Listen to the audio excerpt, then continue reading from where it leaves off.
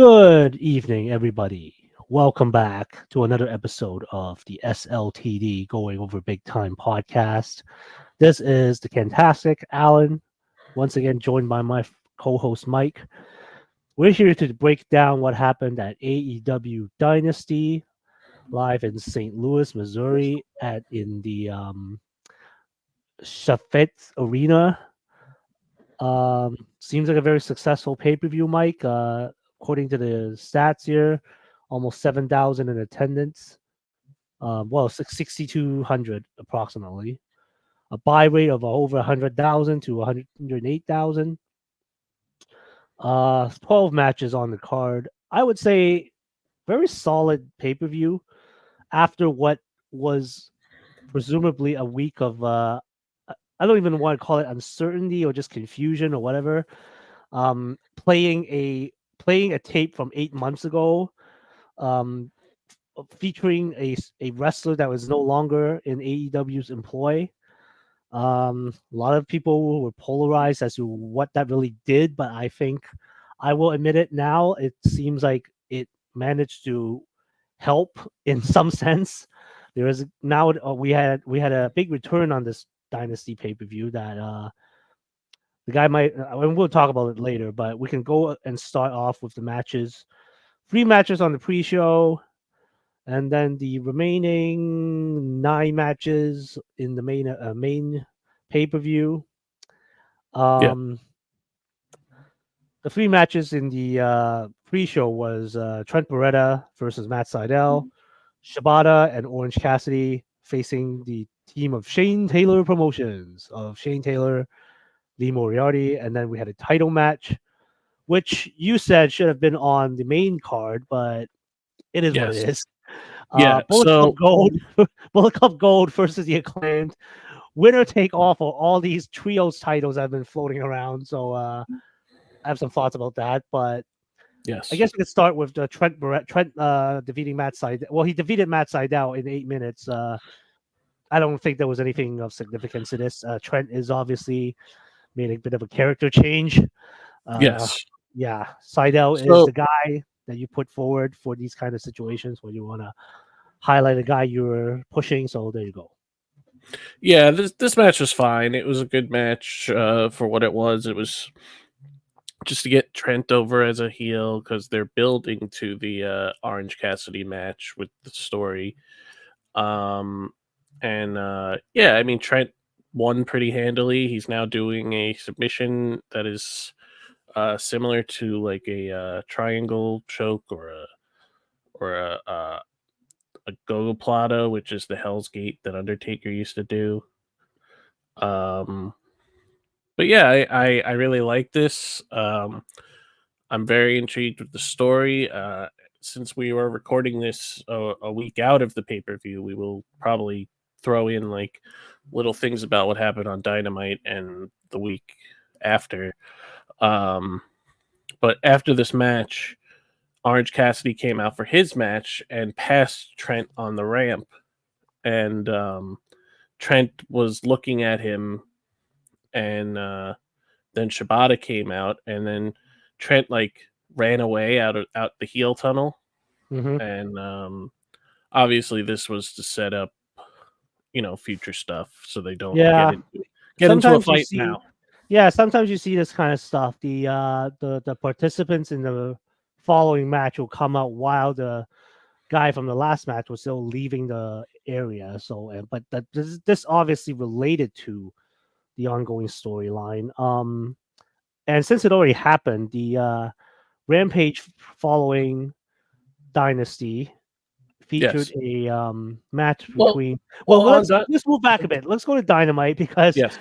Dynamite at Daly's place. They went back home. Uh, I mentioned this to you offline. I thought it was odd that they would start off with the best friends segment. It's like the kind of Chucky T on a pole match. Like that will probably be later on, but no. Anyway, I'm joking. Chuck Taylor was supposed to make a decision between Orange Cassidy and his so-called best friend for over a decade, Trent. And so Chuck had to decide whether he's gonna go with Trent or stick with Orange. And at the end, he stuck with Orange. He basically said to Trent, sometimes you can be a total asshole and then attack Trent, which led to a match that, ironically, funny enough, the best friends are known for, the parking lot brawl, since they're Hmm. back in Jacksonville. This was on Rampage. The best friends had two of these parking lot brawls, as far as I know, in Daly's place, and this time they're facing each other. And at the end of the day, Yes. both were busted open, bleeding like rotten tomatoes. But Trent Hmm. walked away with the win. Basically, also at the end, after the match, Chuck Taylor was left motionless while Trent took a wrench and bashed it into Chuck's leg.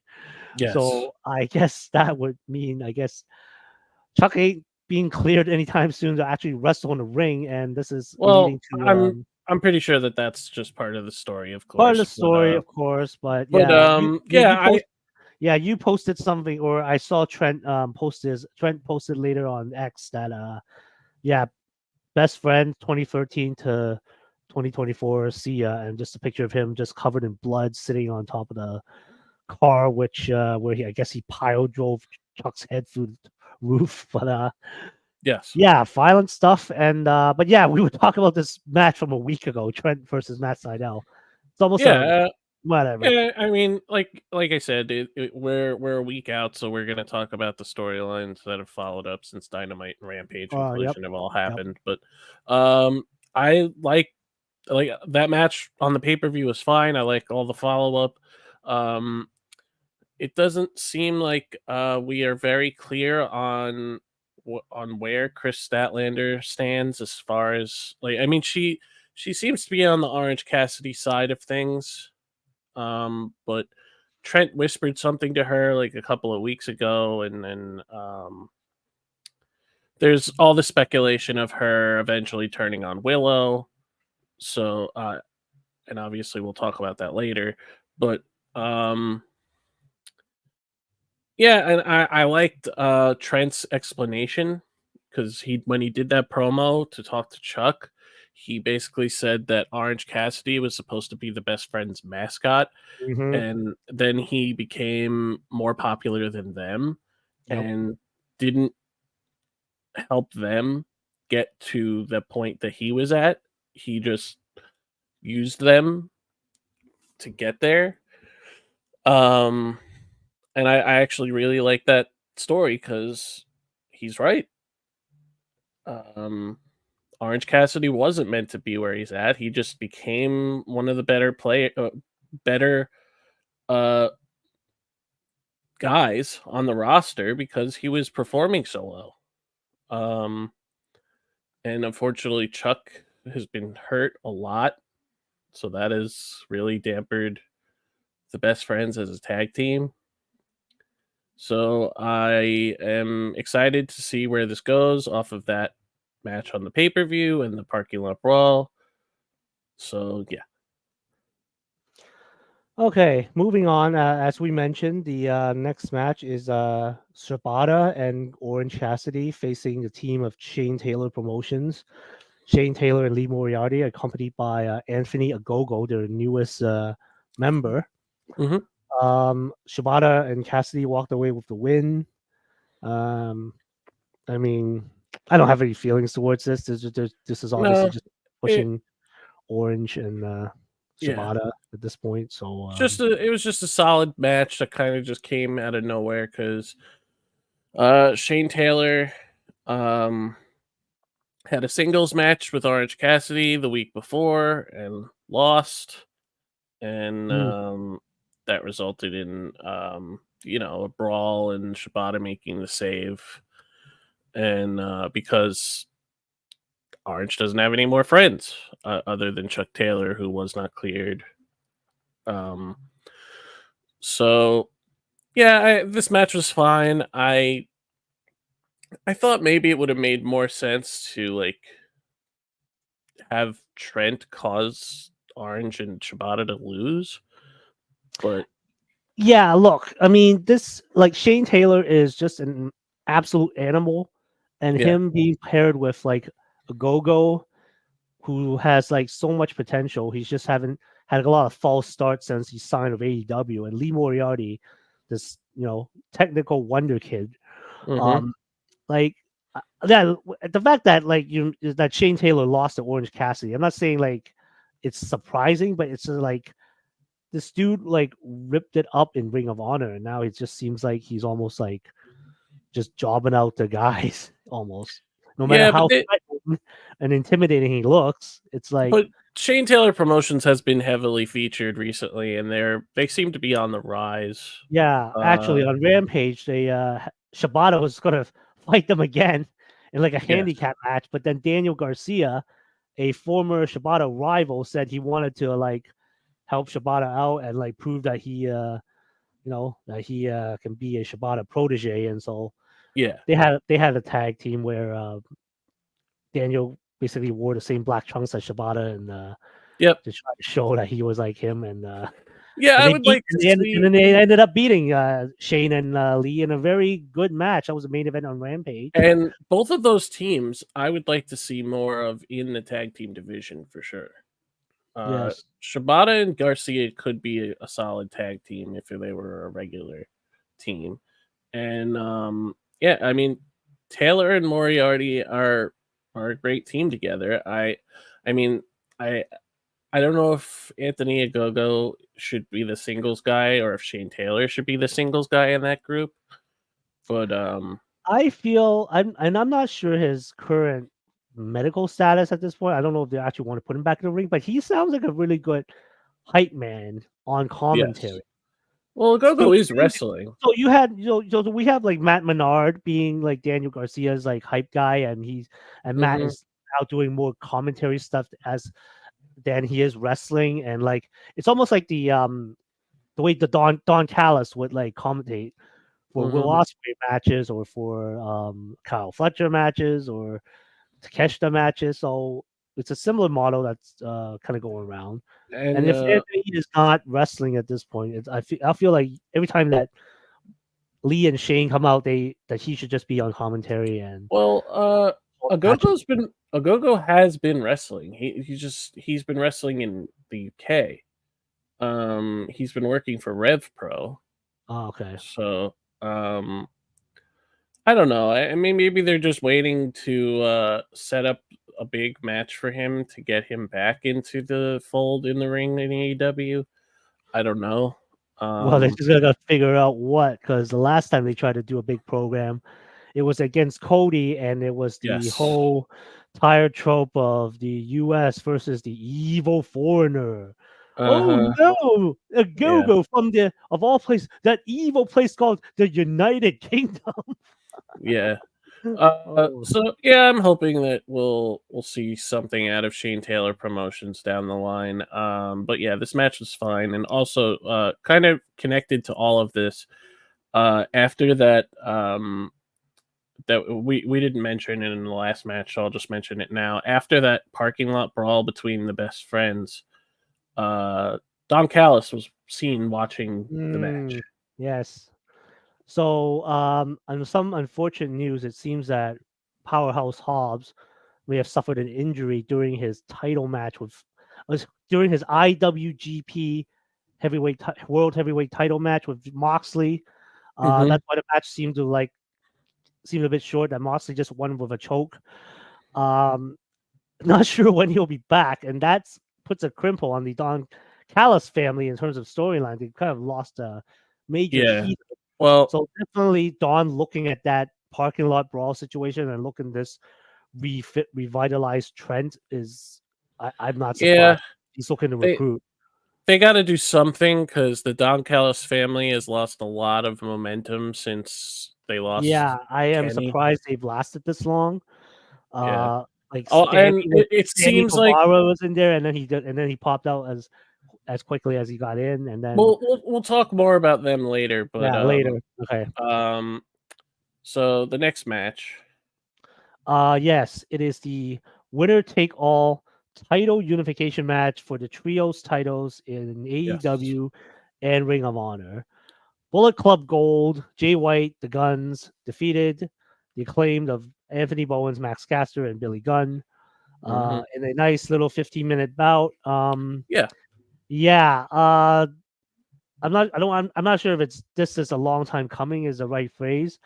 All I remembered in the last couple of months is that they tried to join forces because they were afraid of the undisputed kingdom, or like, Well, yeah. I and mean, then that led to we nothing. we've talked about this numerous times. The only reason that the Bang Bang Scissor Gang got together was Yeah. because both trios were being attacked by Undisputed Kingdom. Right. And then when they got together, they stopped acknowledging the existence of Undisputed Kingdom. They Yeah, or just stopped acknowledging that they were the reason that they were unified in the first place. And Yeah, then and we then they got would just like come out. They would a just come couple of out weeks, yeah, a couple of weeks of and like do unity matches and like do oh yeah, promos together talking about how we're a unit now and who's going to step up, and they would just have random six-man matches of different forms of the group, and it was just stupid. it It was was it's like oil and water. They weren't mixing. It's like yeah. you have two different And types of thing that this were just whole like this whole thing has really soured the Acclaimed as a group. Um, I mean, I remember when the Acclaimed were so over. I was there when they won the tag titles. Uh, mm, it was at Arthur. yeah, It was Ash, at yeah, the second Grand Slam, Arthur Ashe show, yeah, I remember and that. That's crazy. And they we had were there was nobody more over than them that at that point. They yeah, should have won it at All Out, and they didn't. And then they did it at Wembley. I mean at Wembley at Arthur Ashe. Arthur Ashe. Sorry, uh, And then but at Wembley, they won the trios titles against the House of Black. That was a good pop too. and then they never defended the belts. Yeah, it's and I don't know what this means at this point. It's like what is the state of trios wrestling, three man groups? I mean, yeah, first of all, these two groups never really mixed together. And Yeah, frankly, when BCG turned on them, the acclaimed, it yeah, was inevitable going back to yeah, like it actually funny thing is it makes more sense that these asked boys' sons would be like being pricks at their dad uh huh, than them being together again, which is so yep, weird because they are an actual real life family. At first, when they were together, they did some good. I thought they were good stuff. They were like, okay, guys, we can be the most dominant like trios group ever with all the titles. Jay, you can be a world champion, and Billy, you can be a singles guy with a championship too. And that didn't go anywhere. And then they're just like, yeah, this and that, and then whatever. And then finally, they just collided in this winner take all match. And now my question is, okay, now you're calling them the unified trios champion for both brands, AEW and Ring of Honor. Um, I'm assuming these are still separate titles I because don't they're know. still listed as separate titles. I don't And they're still recall. I holding don't. both sets. Yeah, I don't recall. Like, I don't. I didn't watch all of the post Dynasty press conference, so I don't know if Tony addressed this question I at didn't all. either. I didn't Yeah, I either. don't know if anyone was smart enough in that room to ask the question. Yeah, I don't Um, know. you know, we've had a couple of examples of like unification of titles that like I mean the most recent example that what we had was of course Roman Reigns, but now it's kind of become one title and we don't really acknowledge that it's two titles. So this one, and oh yeah, well, in the AEW context we had the Continental Crown that eventually was split up. The Continental Championship became its own title again, and uh, the two other belts, the Ring of Honor World Title and the Strong Openweight Championship, they became their own titles again, also. So, um, is this going to be like the Guns and Jay defending the the AEW trios titles on separate AEW shows, and then in Ring of Honor they'll show up and just defend the Ring of Honor World Six-Man Tag Team Championship, or is it like just one whole thing? What what is even stupider is I know on subsequent Dynamite and Rampage, the the Bang Bang Gang have not changed the AEW Trios titles back to the original form. They're still carrying the specialized acclaim version with the scissor ends and it's all Hmm. pink and shit. And I'm like, if these are your titles, why are you keeping the form that it was from the former holders of the belts? Yeah, I don't know. I'm at least hoping that now that this is over, that they will have something for this trios division. So we'll see. I mean, this match was fine. I enjoyed it for the most part. It's time for Billy Gunn to step aside. I don't need to see a 60 plus man in the ring every single week having matches and almost beating one of the best wrestlers in the world. I don't need to see that. Max Caster is Max Caster. His raps are getting kind of cringy. I think the He last one I heard, I don't want to repeat it. Frankly, if I Yeah. remember it at all, I just remember it was just really cringy. There was nothing catchy about it. It So was just like, he is playing a big part in why the acclaimed are not as over as they used to be. Because everybody is aware that Anthony Bowens is clearly the better wrestler of the group, and just want to see him have good matches and do a singles run. It's nothing against Max Caster as a performer. Obviously, the rapping thing is not working anymore, and they definitely are not over to the level that they were 2 years ago. mm, So it's time to do something different.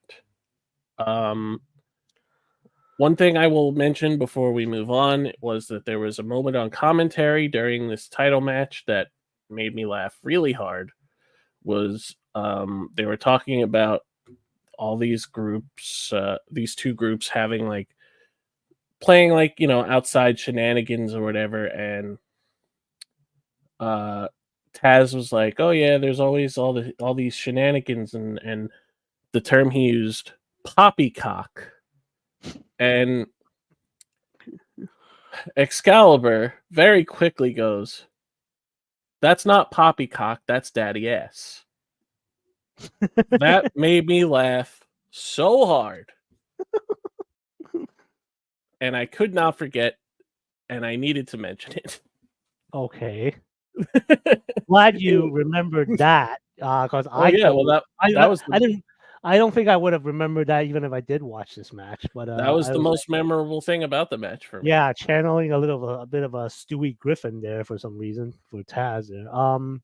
Yeah, let's Yes. move on to the main pick card here. So the first match in the show was for the AEW Continental Championship. The recently signed Kazuchika Okada defeated Pac in I guess was this his first title defense? I can't remember. Probably is. Uh, Um, I believe it was. Yeah. I would say this was a very solid, hard hitting match. The only thing I will say that I remembered was you might want to talk about this too was because Okada was gonna go for his signature pose for the Rainmaker clothesline where he does Ah, his up his hands, and we all know everybody who pays attention to New Japan will large remember this zoom out. iconic pose. Yeah. This obviously we have heel Okada now, so he's not gonna do that.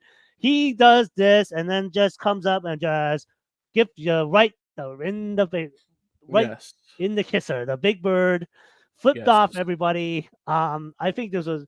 I guess you popped for this because this is just brilliant. Oh, I thought it was Um, hilarious.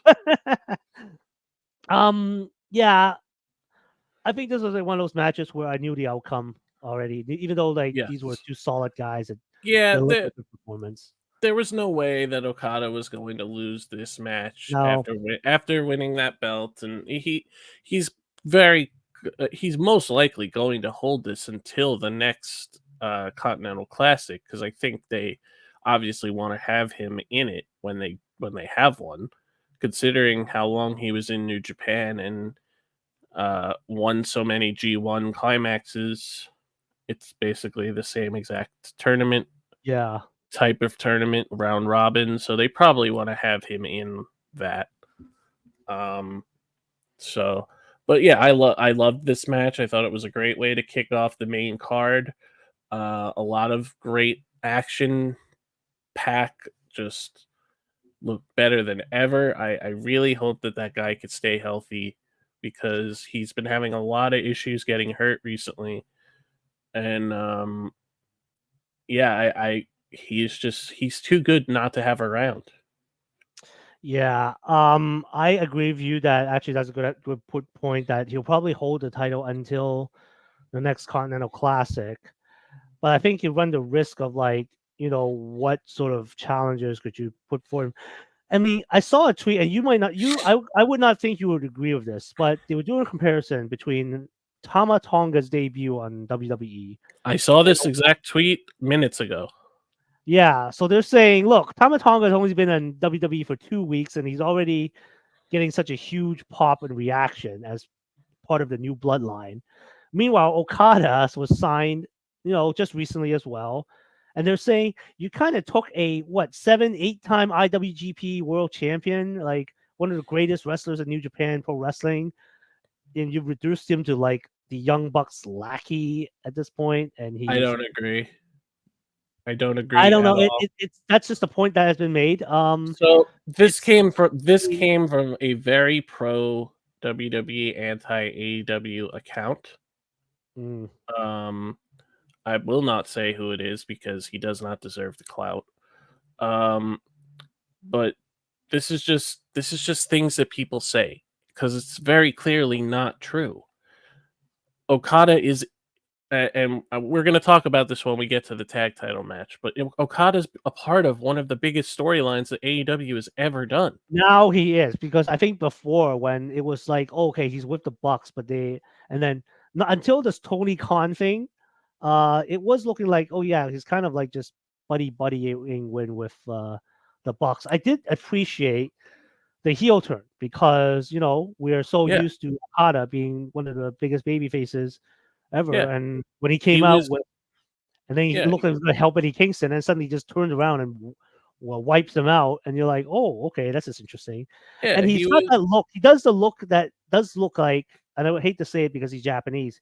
He does do the evil foreigner thing pretty well. Like he's got that look where Mm, it's like, it's almost like in the manga where like you've got a yeah, bad guy with like blonde hair and like these wild, crazy eyes. He can do that. He's doing that. and his character work since going into this has been great.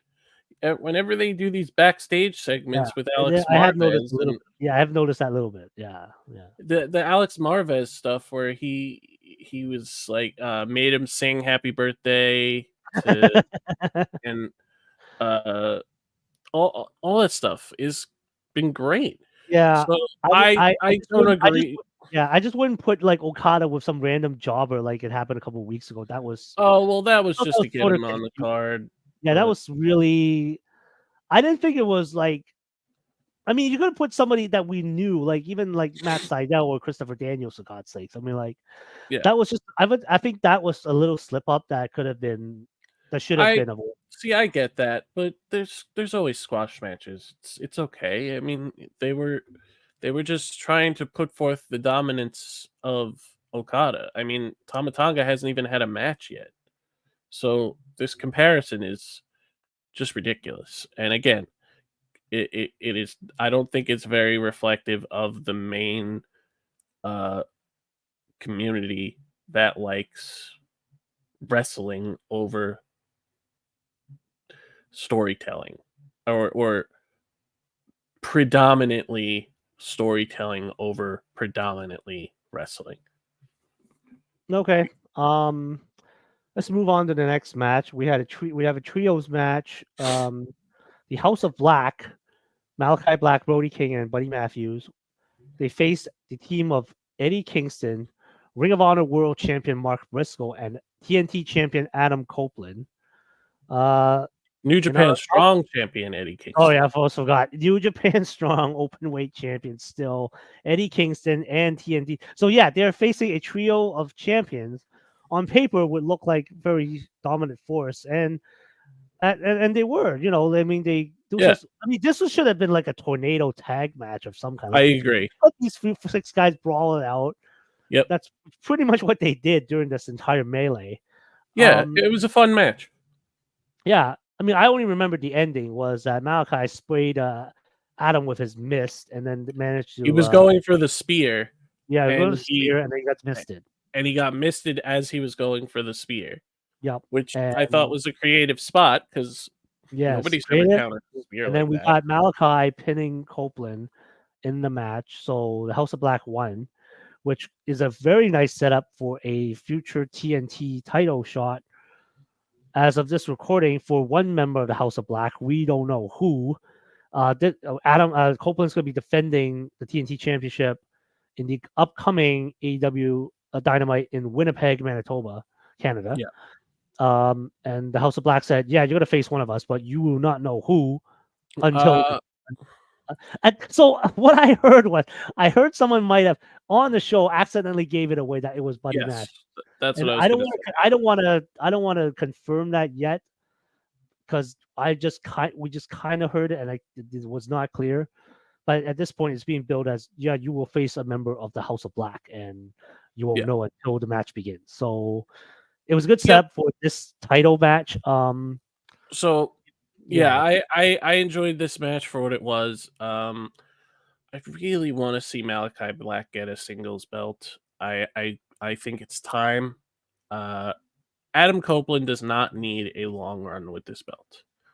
The only reason he has it now is because he lost it the first time when Right. the Christian Cage did the whole cash in thing. Yep. So I think that it would be completely okay for him to defend the belt against Matthews and King and then lose it to Malachi. I am, and that's kind of the direction I see it going. Yeah, I feel like, okay, so upcoming in Winnipeg, he's gonna face Matthews. He's probably gonna beat him. And then I believe he needs to defend it against Brody King because they've had a couple of interactions lately. Yes. And then finally, I think at Double or Nothing is when Malachi should get the TNT title shot, because now he's saying, both my brothers have lost. I'm going to step up and I'm going to face you, legend, TNT champion. And yes, and I think that is the direction it needs to go. That's the direction that I want it to go. I feel like the House of Black, at any point in time, one of them should be holding some kind of title. Yeah, and it would be cool to see Malachi in particular just having singles matches with House Rules. He's been, I mean, they've been predominantly him. He has not had a lot of singles matches in the last like year and a half. Surprisingly, since this House of Black group came together, it's been mostly, well, they were trios champions for a long time, so they focused on that. Yeah. Yes. And then it was like there was more emphasis placed on Julia Hart because she really came up on her own. See, I think it would be great if Malachi was the singles guy and the other two were a tag team. I just like that better on paper. I mean, I feel like since he is the leader, he should have that over them. And they should be, on board with that. Him being a singles guy and them being tag team guys, possibly, maybe winning the ROH tag belts at some point. I think would be great for them. Yep. Speaking of House of Black, the next match is as you were just talking about, a House Rules match for the TBS title. And this was Willow Nightingale getting her title shot against Julia Hart. So Willow's stipulation for House Rules was that Sky Blue and Chris Statlander were barred from ringside. Yeah. So to keep from no interference at all, because just a reminder for people who don't know, House Rules are special matches that the House of Black implement when they are defending a championship, as far as I know. There is a 20 count on outside the ring. There are no rope breaks for submissions. And I think there was also no disqualification, although I'm not sure if there was a specific point to that. Yeah, I don't know about that. There was a lot of things that sort of benefit the House of Black, but then the House of Black will say, okay, we'll give you a dealer's choice stipulation. Your opponents, you can pick something that you want to put in. Mm-hmm. So that will give you a leg up. So Willow's stipulation obviously was just to have a one-on-one match with Julia Hart. And well, Willow did it. She is now she defeated Julia. She is the new TBS champion. Um, Yeah. fantastic. So Um, I think going into this match, we all kind of expected that to happen, yeah, yeah. mainly because of the This was not a long match. It was only 6 minutes actually. yeah. So I think that has a lot to do with Julia being Yeah, hurt. yeah, I think they probably tried to have the best match they could without maybe her further getting hurt. Um, because it was reported, I believe either today or yesterday, time of recording, Sunday, um, that Julie is going to be out again with injury.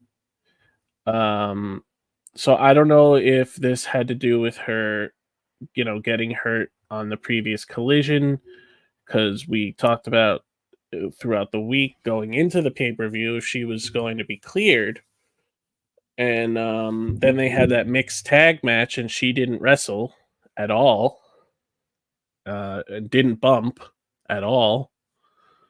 Um, so yeah, apparently she's going to be out again for a little while.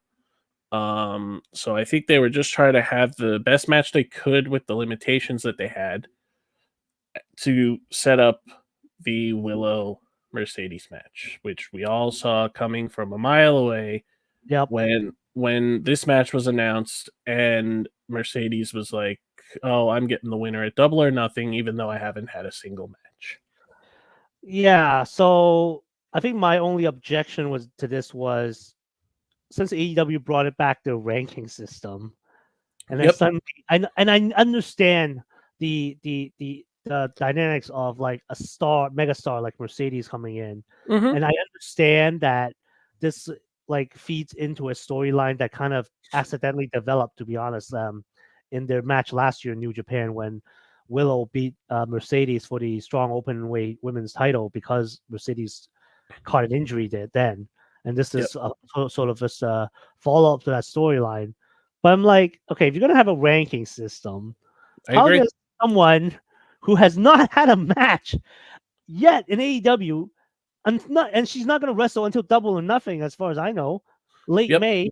How are you just gonna cut in line in front of like all the other women that are on the rankings that Fully probably agree. should be in line? Like it would make more sense right now if Willow defended her title against somebody who's in the top 4 or 5 who right now in the rankings Yes. before this, and just say, look, winner of the TBS Well, title will face Mercedes. yeah. I think they're probably going to have her defend the belt before the pay per view. Yeah, I wouldn't even mind if like you had Mercedes do a thing where she's sitting by ringside to watch, and then there's some kind of interference because she's like, I don't want to face anybody else, but Willow. I need to get back at Willow for uh almost ending my career, sort of. Yeah, I could see that. And I'm fine with this. I agree that I don't think Mercedes should just be announcing that she's getting title shots just because of who she is. I would have preferred if she, had a match or two before saying like, "Oh, I'm getting a shot at the winner." Like, so, like you said, you have a ranking system for a reason. So you can't tell me that she's at the top of the rankings when she hasn't had a single match. Yeah. Like Uh, if you didn't have a ranking system, I feel like it's fine. It's more justified. I mean, remember when Shinsuke Nakamura debuted on the main roster? They kind of kept him from wrestling for almost a month before Backlash when he faced now Nick Nemeth, then Dolph Ziggler. But you yes. have a ranking thing, so if you're gonna have it here, Well, yeah, this is a very try different to abide by situation. it. Like you're telling me who is the top 5 wrestlers in the division with this ranking system. You Yeah, can't just say that because Mercedes is who she gets to jump the line because just because. It, it's it's not it's not a good look to do that. especially when you're telling me that I'm supposed to care about the rankings. Right. When you the whole reason you have the rankings is to justify who is getting title shots. Yeah, I'm actually I mean, except when there's an open challenge, that's the whole point of right. the ranking system, to justify who gets title shots. So, uh, and this wasn't an open challenge. This was just Mercedes declaring, "I get the winner at Double or Nothing." And then as soon as the match ended, we got the graphic for the following pay-per-view. Yeah. So I get it. You weren't going to push back uh Mercedes and Willow to Wembley because that's just too far away. And this match doesn't warrant that. This match warrants having it as soon as possible. So I get it. But yeah, I completely agree with the whole ranking thing. To I be honest, I don't even know what the rankings are as of this week. I didn't see them posted anywhere. it seems that they only post them when it's convenient. Yeah, I can't even find it on their website, like the official AEW website, so it's confusing. Anyway, So, we should repeat on this, but okay. but Anyway, yes, add Willow is great. She's yeah, going to she's going to keep getting better. She's going to keep uh and as we talked about a little earlier, that it's very clear that there's something going on with Statlander, because you saw in the face to face when they had the celebration yeah, that Statlander um kind of tried to get Mercedes' attention, but Mercedes didn't notice that it was her, and she attacked Willow. yeah. And I think there was Mercedes tried to slap Chris, and then she ended up slapping no, Will. What was so it? no, what happened was Willow and Mercedes were, doing their thing, and Yeah, Mercedes was about to leave, yeah. and Chris grabbed her arm. Mm-hmm. And Mercedes did not see that Chris was the one who grabbed her arm. Oh, So she assumed that Willow did it. okay, okay. This was on Dynamite, was it? Yes. Okay, yep, I remember now. Okay. So and people have said, I mean, I didn't notice because I didn't watch it that closely, but people said that when this happened, that Statlander made a face, but Mhm. I didn't notice that part. So maybe I just missed it. But it's been very clear to me that Willow has been getting more of the shine out of their duo, and I think Statlander is going to eventually turn on her, maybe even cost her the championship at Double or Nothing. Yeah. Especially if it is to be believed that she's going to go the route of Trent, Right. which I think is going to happen. Yeah. Anyway, the next match is for the international championship title. Mhm. Roderick Strong defending against his friend Kyle O'Reilly. So Kyle O'Reilly, since returning to AEW after like 2 years away rehabbing injuries, um, shows up. Assumed he was going to join Undisputed Kingdom, but he kind of backed off, and he said he needed to find himself, kind of get back in the groove, figure out who he is, and then surprisingly, the Roderick and his Undisputed Kingdom buddies are like, okay, yeah, of course, we'll let you be, okay. But then it got to a point where that just kind of like stopped happening because there was a match I guess Kyle had with Rocky Romero, and Yep. then afterwards UK came in and started wailing on poor Rocky, and then Kyle's like, "What are you doing, guys? Stop, stop!" And then Rocky's like, "Okay, okay," and then suddenly he just turns on Kyle, and finally we're getting this match between two friends, two former tag Hmm. team champions with each other. I definitely remember the heydays when they were the NXT tag team champions. Um, Yep. this match was fine, I think. I guess I mean, had a. I mean, I didn't think he was gonna lose yet. I mean, like Kyle just got No. back, but it was a pretty solid fight. And Yeah, no, I didn't expect Roddy to lose. yeah, I think they probably have some. I mean, we'll talk about future plans for this belt when we get to another match, but I thought that this match was very good for what it was. It was two guys who have a lot of history, who have great chemistry in the ring, and just having a great match. I saw a lot of discourse online talking about what is the justification for having this match, or what's the story here, and it's very clear what the story was. yeah. Even if there wasn't a story, like it's Kyle O'Reilly versus Roderick Strong. If you remembered anything from the Ring of Honor days, it was like almost this is like a dream match scenario, isn't it? Like Yeah. I didn't think it like that. I remembered their time as Undisputed Era, so that's my connection to this. So, Well, but yeah, and my point was like the story is that they are friends for a long time in the same group for a long time, and the moment that Kyle showed any kind of back, you mhm. know, any kind of Independent. discourse, Yeah. yeah, discourse towards Roddy is when he turned on him, and that was very clear to me. And yeah, I thought it was enough to set up this match because if you know who these guys are, you know their history. And if you don't, it's not hard to look it up. So I yeah, this match was great.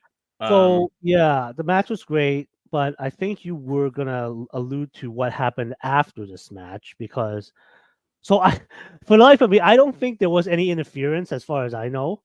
I think Wardlow did come out, but I'm not sure he did anything.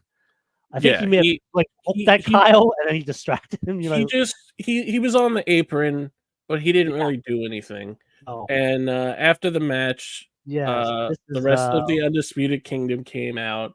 to Adam celebrate with Cole, Roddy. Yep. Adam Oh Cole no, was there. let's okay, okay, yeah, yeah. He they wheeled Adam out on the wheelchair, and then suddenly a miracle happens. Adam is standing up on his own. He's walking to the ring on his own. It's like, oh, good. Adam Cole is getting better. I'm not sure if he's cleared yet, but he's walking on Yeah. his own.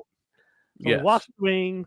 He gets in the ring to celebrate with Roddy, but he then gives like the most dangerous stare at Wardlow Yeah. that I have ever seen. Like it was just like daggers towards Wardlow from Yeah. his eyes. It was like, Yep. man, what the heck is gonna happen with that? Yeah, we kind of all saw that coming. Wardlow always kind of felt out of place in this group from the Yeah, beginning. well, From the beginning. there was something from a few weeks ago, or maybe a month or so ago, where Wardlow got a AEW World Title shot, was not successful, and then Adam was so pissed off. He said he thought because his original idea was that Wardlow was going to win the AEW World Title from Samoa Joe of all people, and then hand it over to him, like like the Ted DiBiase method of becoming the champion. Yes. Yes. Obviously that didn't work out, and now Adam Cole basically said, "Okay, Wardlow, from now on, your job is to keep everybody else from losing their title," which at this point he has successfully been doing to whatever degree he has been involved with. So, but yeah, still Adam is giving him these deadly looks, and I'm like, yeah, this his membership in this group is not going to last very long. Yeah. And Well, ironically, it's like the long-term storytelling barring these unfortunate injuries, is like Wardlow is probably going to reunite with his long lost buddy MJF at some point. mhm. Uh, if it wasn't for these injuries, I am sure we would have seen some kind of like continuation of what happened at World's End. Of But course. MJF, unfortunately, he tried to rehab his shoulder. Unfortunately, as news broke recently, he will require surgery. That means more time off indefinitely. We don't know when MJF will be back. Yeah. Uh, Adam, who knows what the hell happened to his ankle? As he's not medically cleared. Um, yeah, I don't know how much longer they can keep this kind of going on and wait it out until. Yeah. They got to figure something out, Yeah, obviously. But I mean, best case scenario at this point is like we'll wait till All in London because that's Yeah. when last happened. So Yeah, I mean the whole point of this group yeah, is for MJF and Adam Cole to have their blow off. So mhm. uh who knows when that's going to happen. I mean, hopefully MJF will be good soon, but nobody really knows. But when he does come back, he's going to get the biggest hero's welcome that anybody has ever gotten in AEW for sure. Yeah, and it's gotta be timed right. It's gotta be under the right circumstances, but it's definitely gonna be one of the biggest pops they're gonna get. Yep. All right. The next match is the bathroom break. Oh no, I'm sorry. It was supposed to be where the trios title match was supposed to be, but instead we Mm-hmm. got the FTW rules match for the FTW title. Chris Jericho defeated Hook for the FTW championship. Oh, I'm sorry. It's not just Chris Jericho. It is now the Learning Tree, Chris Jericho. Yeah. Everyone will learn under the Learning Tree.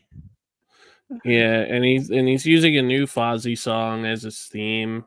Um, Yeah, so he had been coming out the Lionheart music for a long time, and he was like well, trying. this that was a White Zombie song. Okay, but it was like Um, supposed to be like based off. It was supposed to be for his Lionheart character, which he was doing. yeah, Uh, oh, funny enough, it's just a really minor point. I noticed Jericho's tights. They were supposed to be Lionheart tights, but they have like what appears to be like thunder patterns, branches. but now they also look like branches. So he doesn't need to change his tights at all. Anyway, Chris Jericho was saying he was trying to mentor Hook and be like Hook's like like learning tree, if you will.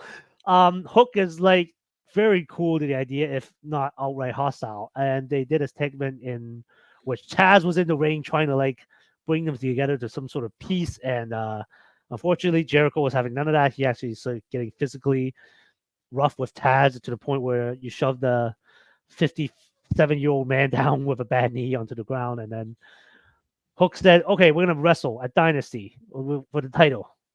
And so they did, and they basically went to town with like everything from garbage cans to steel chairs, kendo sticks.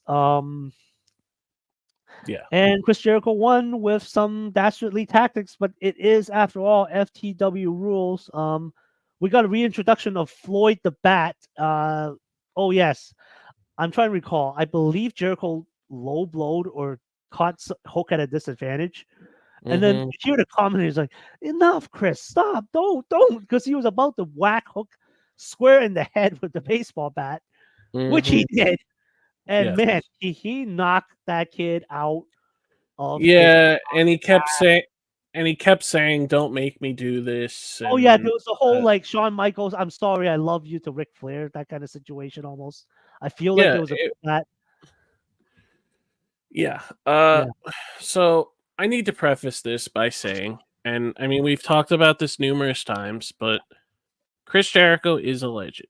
He is a lot of people's like all-time favorite one of the greatest wrestler, of all time. one of the greatest ever. He is not that anymore. This is not that. Unfortunately, age is catching up to him, like it does to everybody. And whenever he tries to do something new now, it's just stupid. And I don't like to it's not it's partially his fault, but it's not completely his fault. He is just not at the level that he used to be, and that is fine.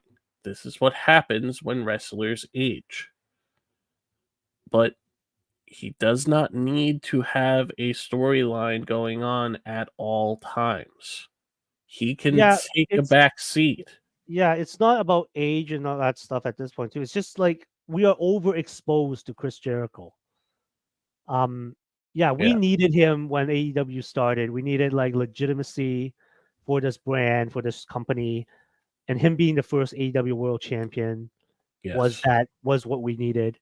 And then when he finally dropped to the Moxley, that's what was needed. And then the reinventions have been incredible stuff, like helping to put Orange Cassidy as a mainstay player, Yes. helping to establish MJF as the top guy in a bit in a sense when he was feuding. His first 2 years in AEW were very helpful to growing the brand.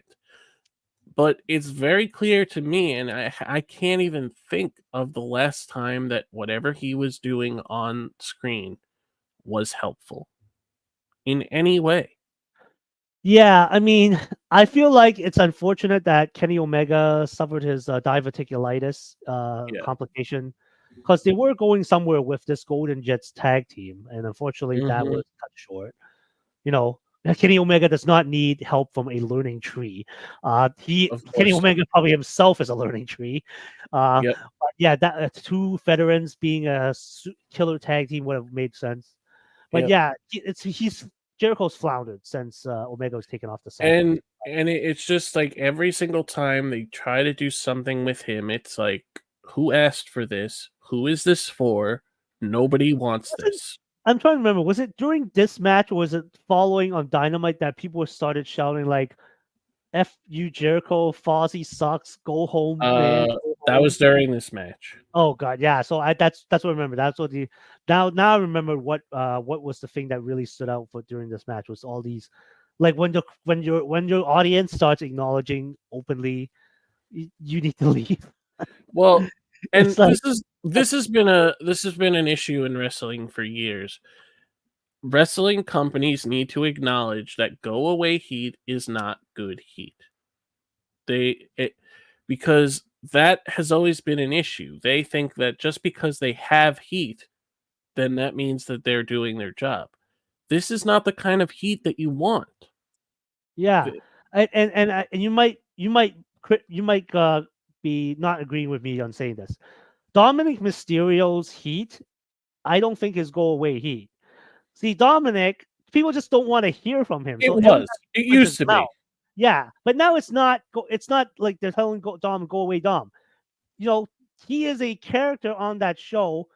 He might be injured right now, but they're keeping him because not. It's not because of wrestling. The wrestling can improve.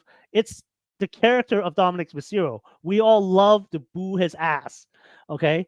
We're not booing Chris Jericho because we love to boo Chris Jericho at this point. We're just booing Chris Jericho because we're tired of Chris Jericho. And that's like really And bad. the issue is that there's such great talent on this roster that we're not seeing. Yeah, that And is taken you're up. and These you're spaces being taken up by Chris Jericho's learning tree segments. and you're Uh, spending time on stuff like this when and now nobody it's wanted yeah, it.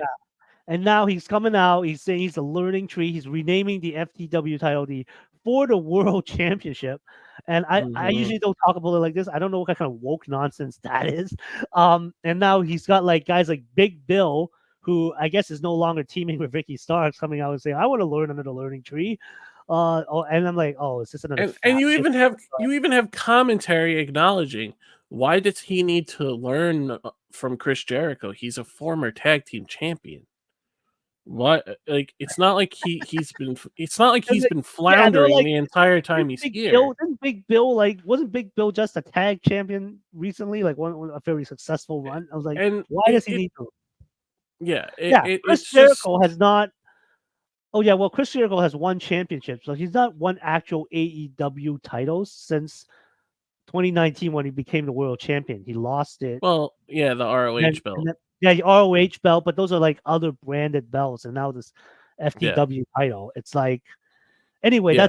that's another point, but it's my main point is this: like when people are starting to just boo you because they want you to get off their television screen or get out of the arena. It's like, I mean, you'd rather take Don Callis kind of heat or Dom Mysterio Yeah. kind of heat than this kind of go away heat, right?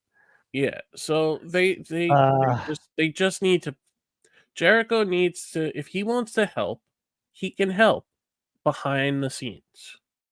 his That insight and the knowledge he has will be absolutely invaluable to. and if you want him to come back like so obviously and we're going to talk about this soon because Brian Danielson is taking a step back after this year, but he's not going to stop wrestling. He's just going to stop wrestling frequently.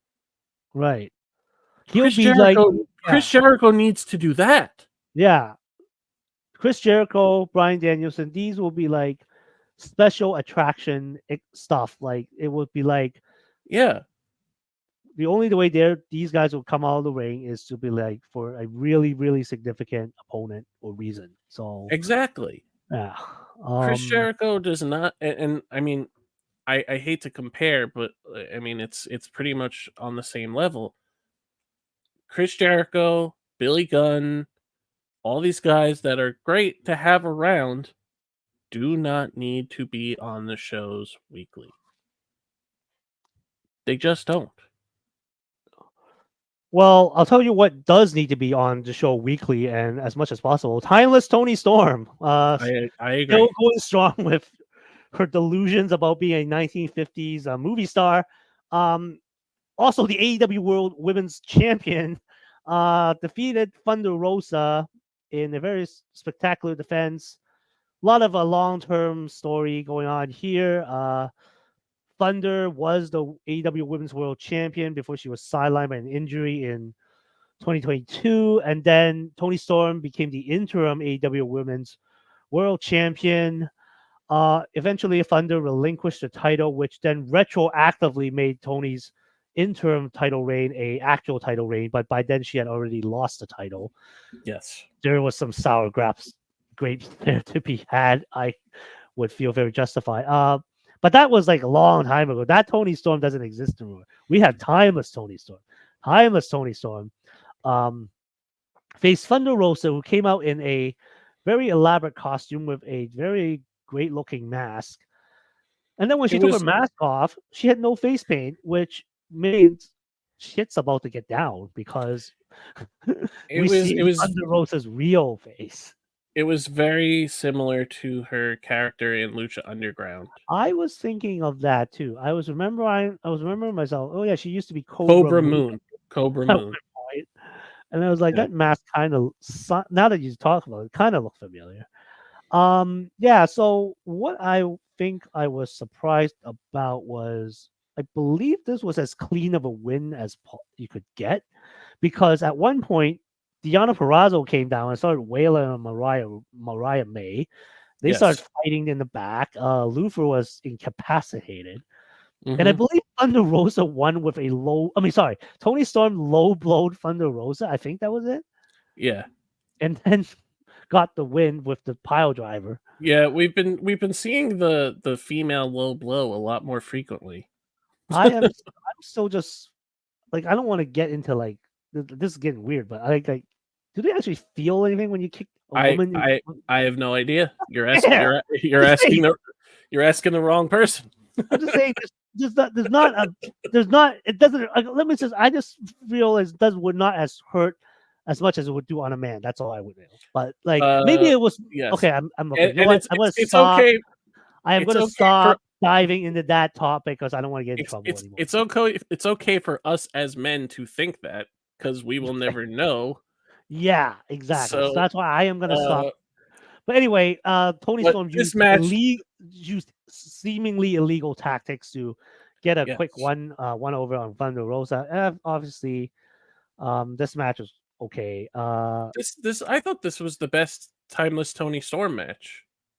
Oh yeah. Okay. I mean, like, she's kind of like, for character purposes, dumbed down the wrestling, and that's fine.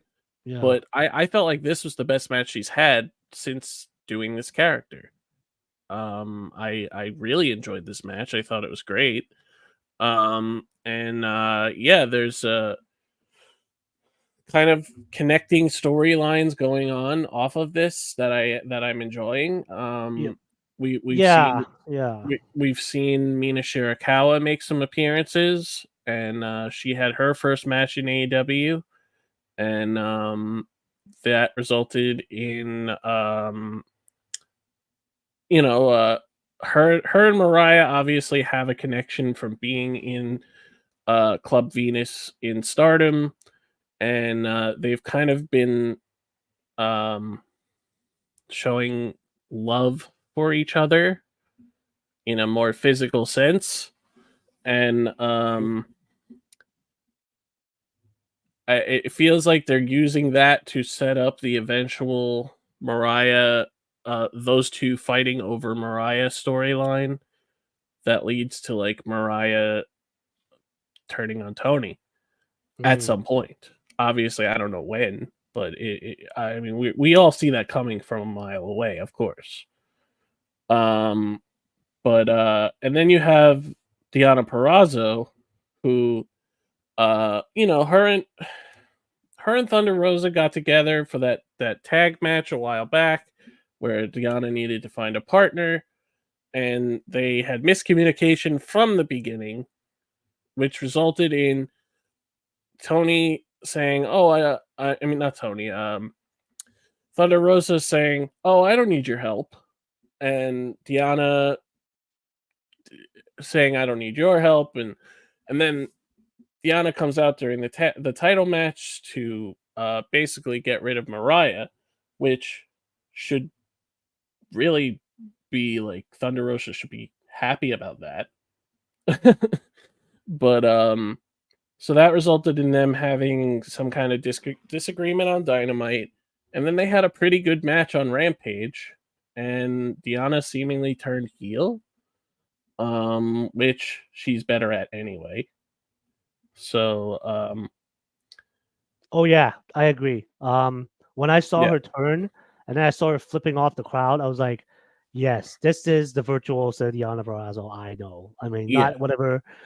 I mean, the first few months were okay. I mean, she got her nice jersey pop, and then she came in, yeah.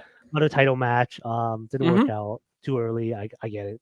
And I was like, okay, this feud with Yes. Thunder. I was like, one of these people are gonna be the heel, and I'm not sensing it coming from Thunder Rosa. And then also you have the reemergence of Serena Deeb. Very interesting. Anna Jay was kind of like biting on nipping at their heels a bit.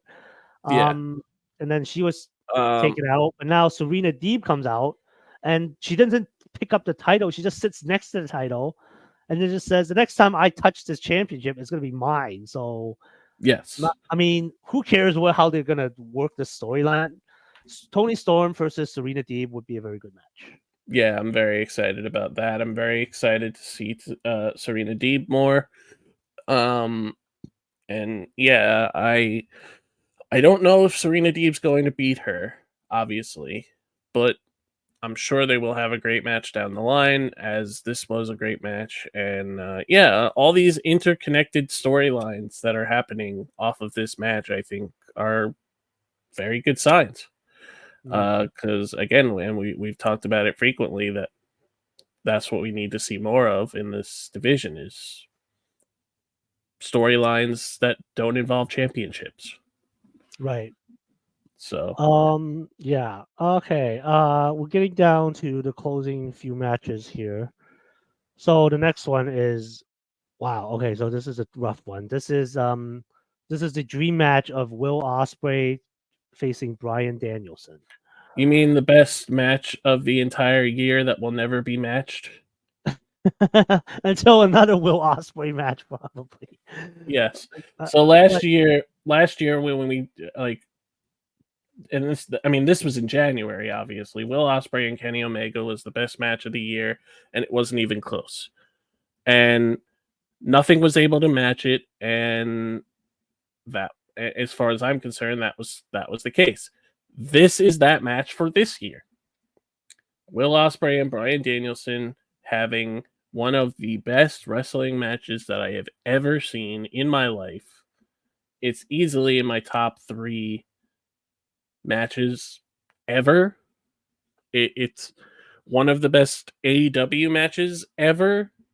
It's neck and neck with with uh the Forbidden Door match between Osprey and Kenny, the tag title match between the Bucks and Page and Omega. It's one of the best matches ever.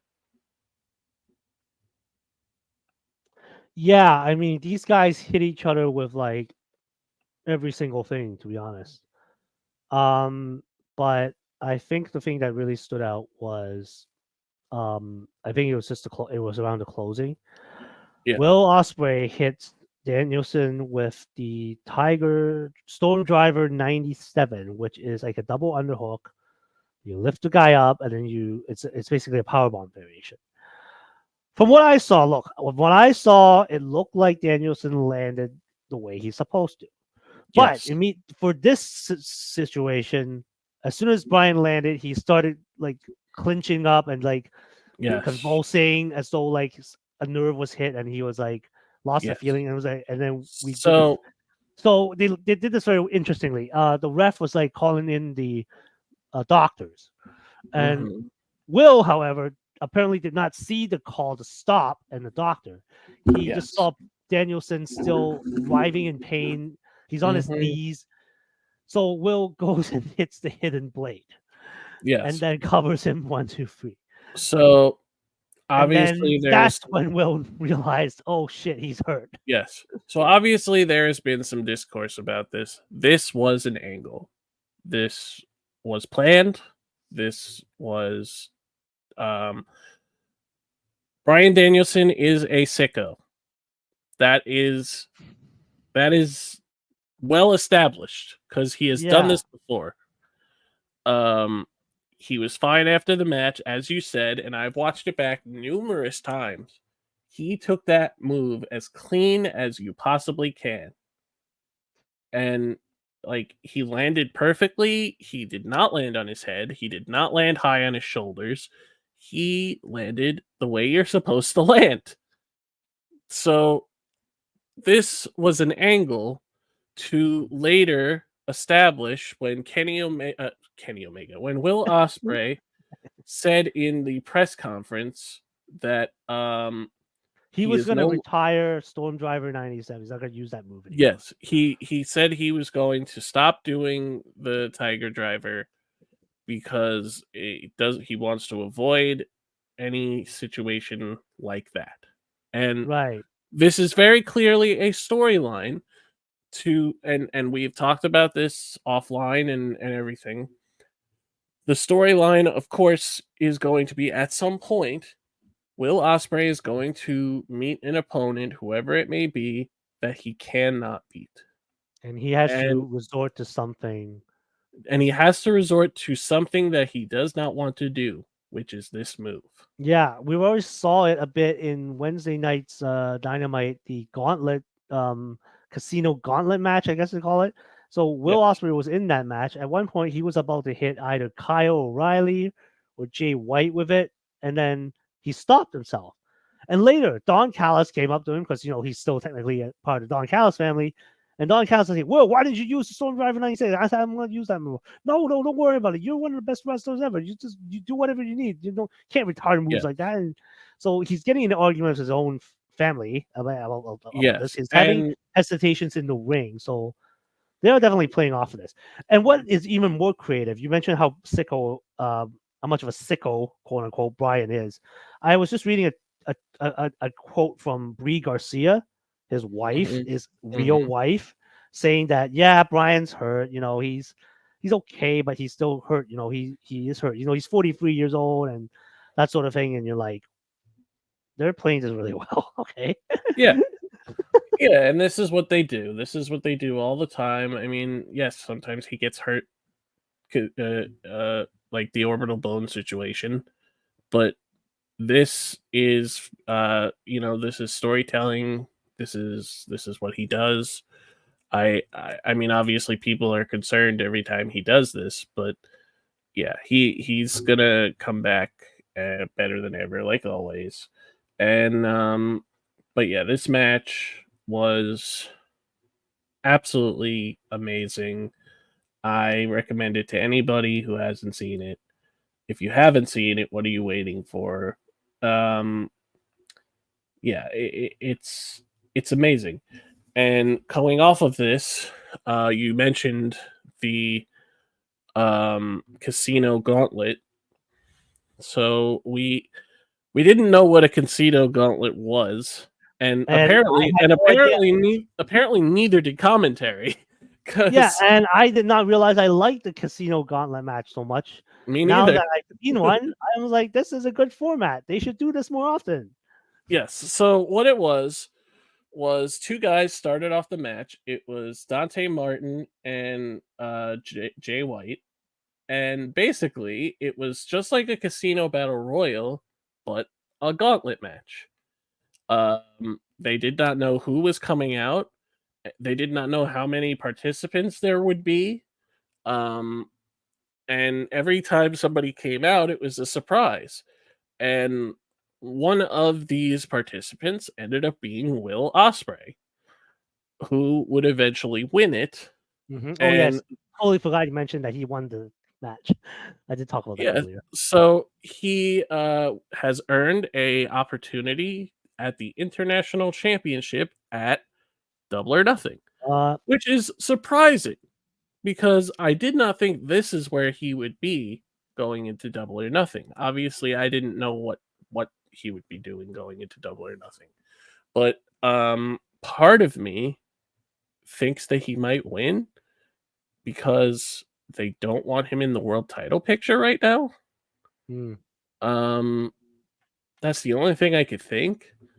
But him and Roddy, I'm sure will have a great match. I'm not sure if they've ever faced each other at all. Um but yeah, I'm very intrigued.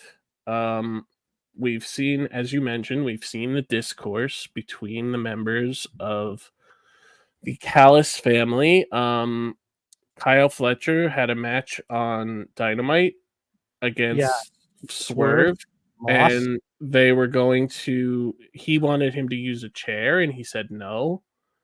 And Osprey is obviously, not using the Tiger Driver anymore, and Don Callis is not a fan of that.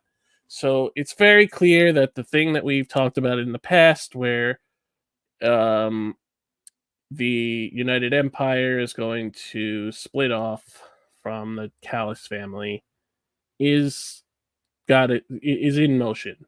It's going to happen.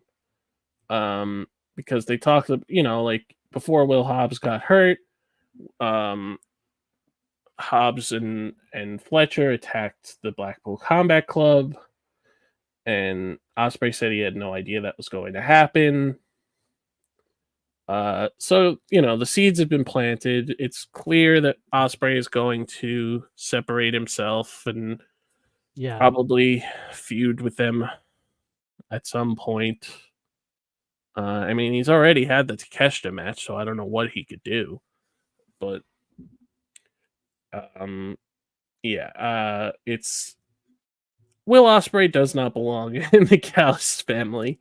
yeah. It was like So this is gonna stop at some point because this is yeah, definitely holding him back. He doesn't need this group. Like even if you try to like put some strings together, like Don Callis only like brought in Will Osprey as almost like it's almost a special one time here and there kind of thing. It wasn't like he made him part of the well, it was to get under the skin of Kenny Omega. yeah. And it was like, yeah, now all of this is like redundant. So Yeah, and then now it doesn't matter. yeah, So, but yeah, I'm excited to see Osprey versus Roddy. Um, I am in the process of checking to see if they've ever had a match. I'm pretty sure they have never faced each other though, because I'm pretty sure when Will Osprey was on the rise, Roddy was in WWE.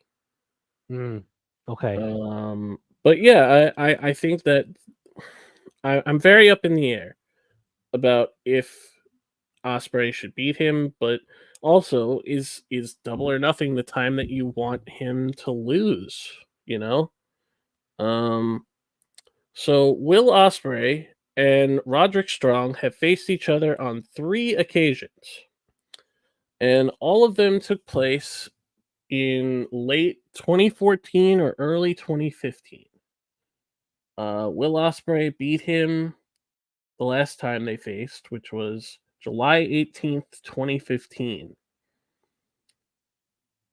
So they have faced each other before, just not right. on a just Not not on a, on a big platform. Um, their so their first match ever was a tag match. Oh no, a fatal 4-way. a fatal 4-way with Chris Sabin, Mark Andrews, and Will Ospreay. A singles match in the Super Strong Style 16 tournament in progress, which was also won by Will. And the last match was the one that I mentioned, 18 minutes in July of 2015. So they have faced each other before, but these versions of themselves have not faced each other. So Right. that should be very interesting. Yeah, definitely should be interesting.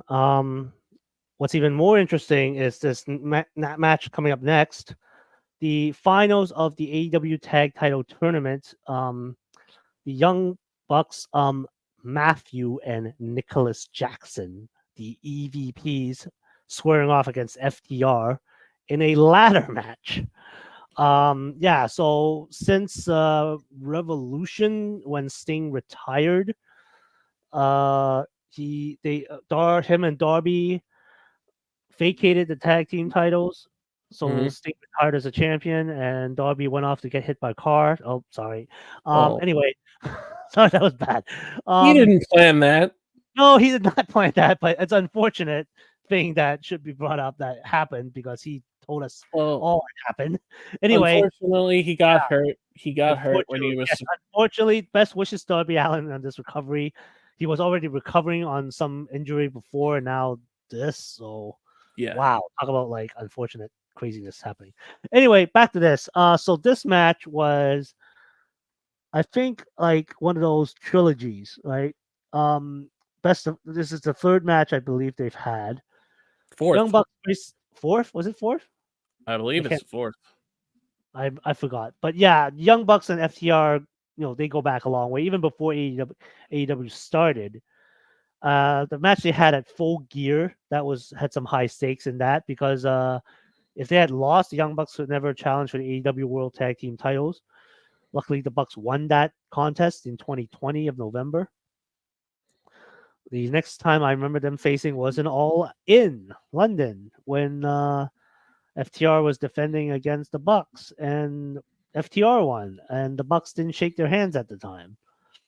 And then the Bucks disappeared for a while, and then they came back as the EVPs, demanding people address them by their God-given Christian names, Matthew and Nicholas Jackson, coming out to cheap ass imitation Succession music, as though they were like these moguls or something. Anyway, they faced Sting and Darby at Revolution, were unsuccessful, so they entered themselves in the tournament.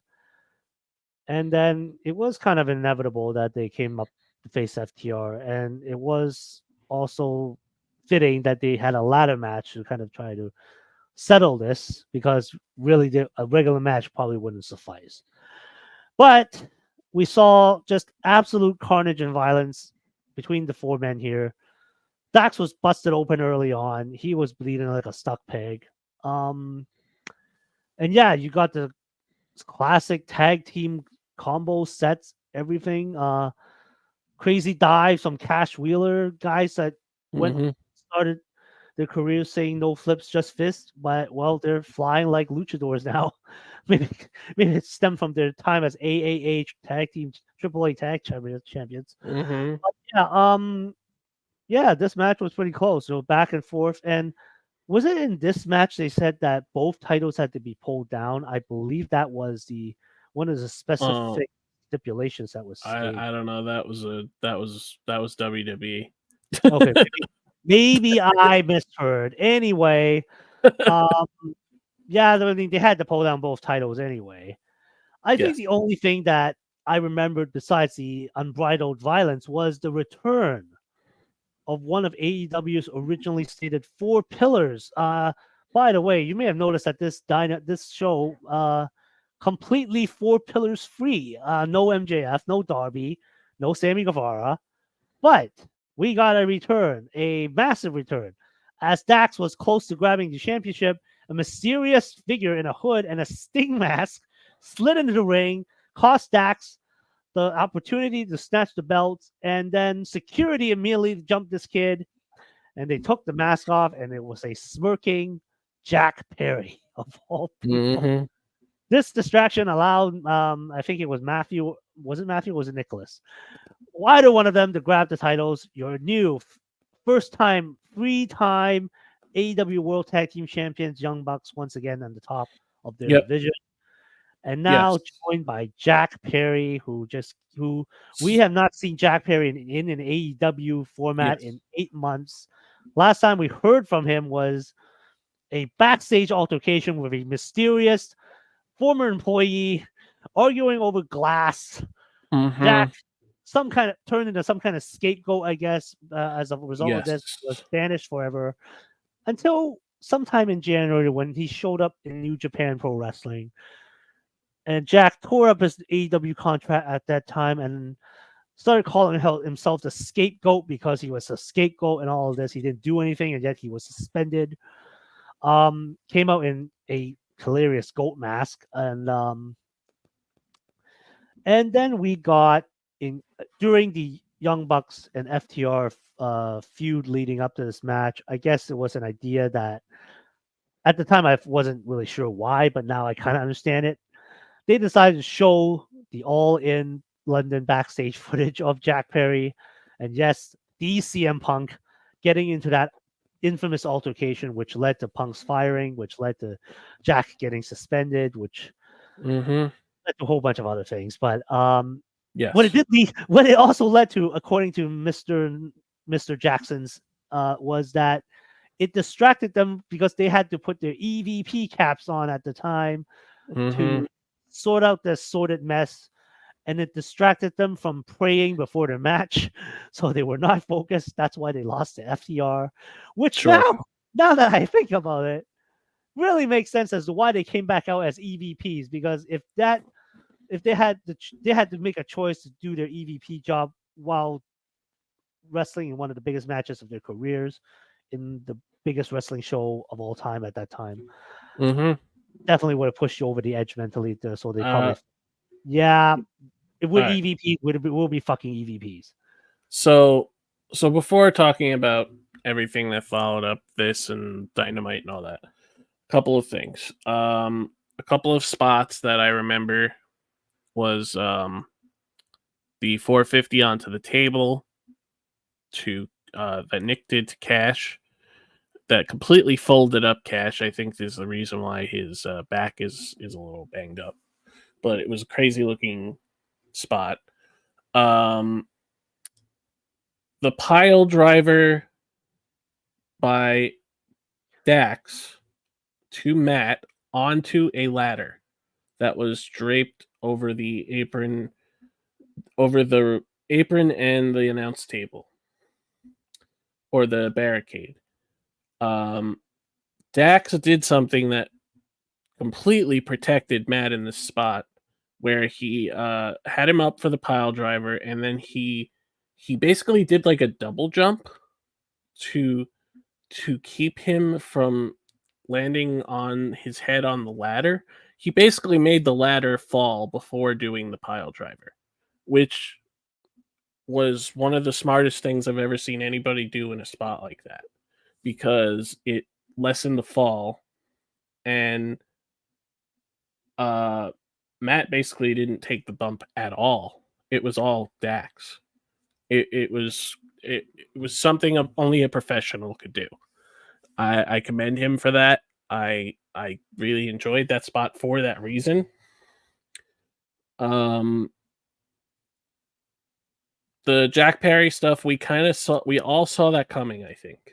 Especially when the Bucks started mentioning him, saying that they liked his work, and then they showed the footage. And then they showed the footage, and then next thing you know, Yeah. Jack Perry shows up on Windy City Riot in his match against Shota Umino with Chicago police riot gear guys and just waving the Chicago flag and wearing Crimea River on the back of his jacket. It was just absolute trolling 100%. Yep. I would not be surprised if AEW comes to Chicago again and All Out, and Jack Perry is the one getting the massive pop, not the other guy. Yes. Yeah. So now, this was the fourth match between the Bucks and FTR. Okay. And definitely without a doubt. This did not need to be a standard wrestling match because of what it was. Yeah. So I thought this match was very good. I can't say it's the best match that they've had against each other. I would say that that's probably the All In or the match they had, the second match they had. But yeah. So all of this was great. I fully expected the Bucks to win. So yeah, then we go into Dynamite, Yep. and the Yeah. Bucks. So Let, basically, let, this let's was a, okay, this go, was a go through really storyline good. throughout the show. Right. Storyline It throughout the started show. with them arriving in the car, and then they all come out, and then I guess at one point they go to backstage where it looks like they were talking to Tony Khan. And then this was during the middle of the show, and they said that Tony Khan has agreed to meet Jack Perry in the ring tonight in the Daily's place to talk about his future or whatever. Mm-hmm. And the main event of Dynamite was Jack Perry coming out. First of all, he says like, "Yeah, some of my best years of my life were in Jacksonville, right here." And then you'll get the cheer because Jack Perry is hot right now, obviously. And then he asked Tony Khan to come out, and one of the rare times that it was not an after the show clip. It's not the press conference. Tony Khan is on live on Dynamite as the president of AEW comes out. And he's talking to Jack, and Jack is like saying, "Look, we did some great work together. I just want to put things on the bridge. Let's just shake hands and let me just keep doing what I love, right?" So they do the thing, raise each other's hands, and then it happens. Jack blindsides Tony in the stomach, totally takes him out. I'm pretty sure Tony was done at that point. Yeah. The So Bucks it come was out, like a microphone shot to and the he gut. punched him with the microphone. That's what happened. Yeah, and then he took a back bump, which Yeah, is hilarious. and But then the Bucks come out, and yes. Okada comes out, Yep. and the Bucks are basically like going, Jack, what are you doing? This is the Bucks." Yes, but And then then they teased yeah, doing the the EVP both trigger. had Tony's hands in their hands, and then they were picking him up. And then it looks like they were going to do the EVP trigger, and then they're not. They're not. And then suddenly, you had I think it was Matthew who picked. Okada Okada did something. Yeah. gave the thumbs up, Hmm. and then they pulled him into the formerly the Meltzer driver, now called the TK driver, Yes. So it's basically a spike pile driver, except Nicholas does basically a a springboard somersault, flip. a springboard Yeah, off top rope. Tony Khan is flattened on his ass, taking a yeah, stomach punch and the TK, now re-Christian TK yes. driver. You have the So Bucks, Okada, Perry posing in the ring like they're thinking they're the NWO from yes, 1996. so you basically have a hostile takeover. Yes. And they tease throughout the show that we're getting the return of Kenny Omega next week in Winnipeg. Yeah. So obviously, we're going to address a lot of this along with that. There's been reports that Omega is not cleared and that he is coming back simply to do whatever this Yeah. is Yeah. because Yeah. he still has to have surgery apparently. Right. So they're waiting for Omega to come back. Meanwhile, this ending was crazy. The Bucks basically saying, "Thank you, everybody. Thank you for the show. Thank you for coming out tonight." I stole their, Yes. acting like So I EVP. thought it was great. It was great that they were like they just attacked the They guy just who runs the company. almost killed And their they're as they're walking out, they're just like, "Oh, great show, everybody! Thank Let's you." go, everybody. Eh, Please Like, check if Tony's okay. And then Aubrey's like, "Yeah, you will do it. Get the hell out of here." yeah. And So then as soon and as they all leave, the the reps are locker telling them to room, leave. yeah, and The then the locker locker room room clears empties out. out. And Tony's then dad. Shad Khan has never appeared on any AEW thing ever. Suddenly he's there, and then like, a couple of guys turn around and they're like, "Oh my God, it's Mr. Yeah. Khan." Mr. Khan is looking down, saying, "What is going on? What happened to my son? Yes. What is So this wrestling?" he has this puzzled He's like, look on his face because he's what not. someone was joking, I think it was on like Busted Rate Open podcast or something, was saying like, Mhm. Todd's not. I think he wasn't only worried about, "Oh my God, what happened to my son?" He was like, "Who the NHL draft is tomorrow? Who's Eh, doing my analytics?" NFL. Oh, sorry, NFL draft is tomorrow. Who's doing my analytics, man? You Yes. and we were all like speculating how Tony is gonna sell this, Yes. and I will say he did it spectacularly. There were a couple of pictures of Tony Khan sitting in the office with a Photoshop neck brace, but then he comes out in the NFL draft room with the actual neck brace. Hmm. And then he gets, and then he starts taking interviews where he's like saying AEW is the Pepsi of professional wrestling. WWE is basically the Harvey Weinstein of professional wrestling. I don't know Uh-huh. if that pile driver knocked a few brain cells loose, but I Yeah. like that was out of nowhere. I But mean, yeah, that was it, hilarious to it me, was, but it's funny because it's crazy to me because now Pat McAfee on his show who is a commentator on WWE on SmackDown is now talking about Tony Khan's taking the pile driver hmm and wearing the neck brace. And you have people say, "Hey Tony, if you're gonna wear a neck brace, don't move your head around like your neck is normal. Go look straight ahead, like you can't move." yeah.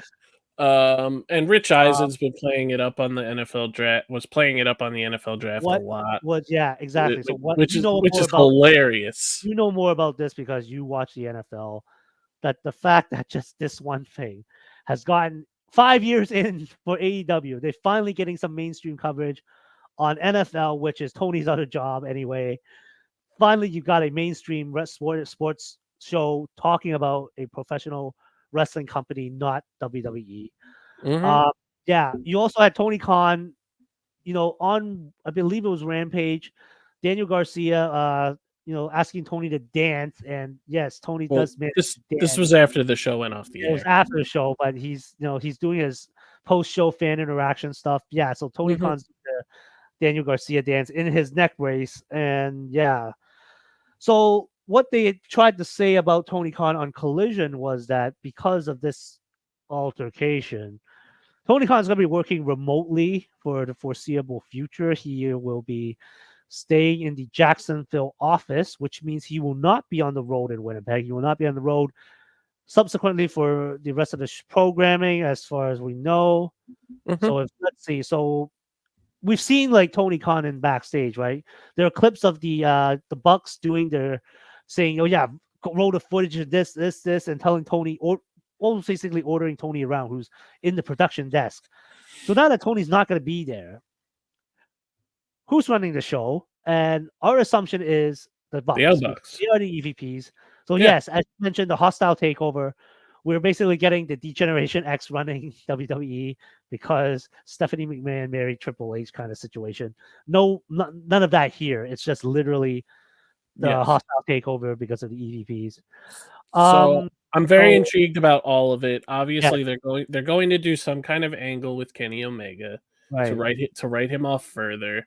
Yeah, because you Hopefully, say he can't wrestle or he can't do physical stuff, so they'll yeah, probably do a thing where Angle where they just beat him down and like they send him away again. yeah, a bunch of stomps or something, or Yeah, like maybe an EVP trigger because they can make that thing look as clean as possible.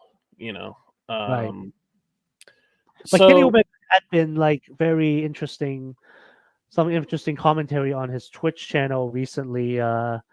Talked about a lot of stuff related to Rossi Ogawa, which is not related to this, but also talked about how he never really was comfortable being an EVP of having the power.